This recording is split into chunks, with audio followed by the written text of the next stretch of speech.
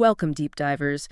Today, we're peeling back the layers on a film that's really more than just a movie. It feels like this mirror to urban loneliness. Yeah, absolutely. We're talking about Taxi Driver, Scorsese's, masterpiece from 1976.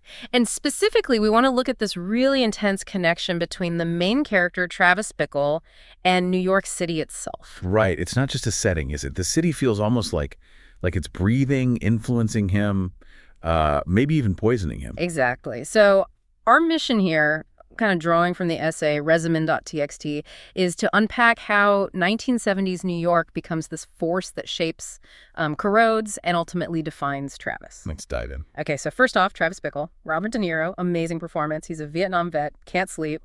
Insomnia. And he's driving his taxi through New York pretty much constantly through the night.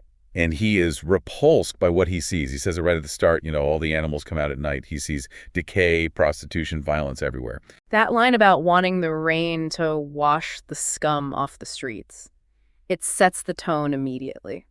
And what's key, like the essay points out, is this isn't necessarily real 1970s New York.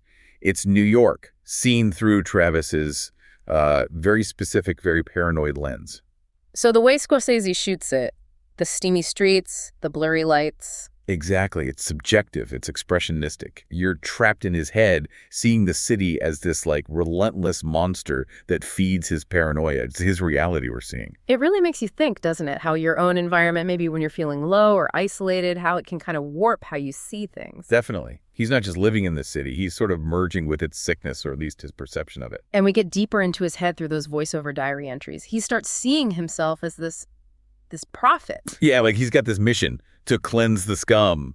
New York becomes his personal crusade. His battleground. But it's built on, profound self-delusion, isn't it? The essay highlights this. Look at the Betsy date. Oh, yeah, the porn theater. That's just painful. It completely shatters any idea that he can just, be normal. His mind is already too twisted by those nights, by the city he inhabits. He doesn't get basic human interaction anymore. And the taxi itself, it's like his little bubble, his den, his guarida, as the essay puts it. Right. He's sealed off just watching the pimps, the addicts, the prostitutes. And that leads him to Iris, Jodie Foster's character. And meeting her, it gives his whole mission a focus, right? This idea of saving her. But it's a distorted idea of saving. It's less about her and more a pretext for the violence he seems to be building towards. It's his justification. Turning this warped sense of purpose into potential violence. It's chilling. And the film shows that build-up so deliberately. The guns, the physical training, that mirror scene. You talking to me? Iconic. Yeah.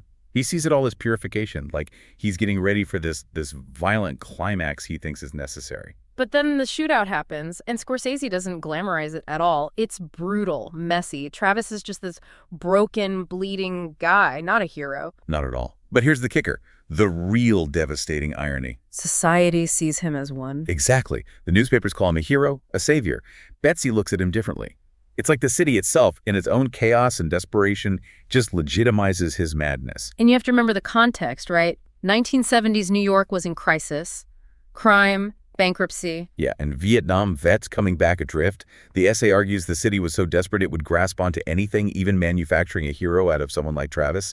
He's a product of that specific time and place. Which brings up a tough question for you listening. How often, especially when things feel chaotic, do we maybe mistake really desperate acts for something heroic? Just because we need something to believe in. It's a disturbing thought. So, wrapping up. Taxi Driver feels timeless because it nails that intense, often toxic relationship between a person and their city. Urban spaces aren't neutral. No, they shape us. They can make us sick. They define us in ways we might not even realize. Scorsese's New York, this labyrinth, this mirror, this abyss, it still feels incredibly relevant. It really does. That sense of urban decay mirroring psychological decay. It's powerful stuff, even almost 50 years later. And it leaves you with this question, right? How much of Travis's madness was just his? Or was it something the city itself kind of created in him, pulled out of him? Yeah, is he an anomaly? Or is he an inevitable result of a city that never sleeps, that breeds that kind of isolation and desperation? As long as cities are like this, will there always be a Travis Bickle out there? Something to think about.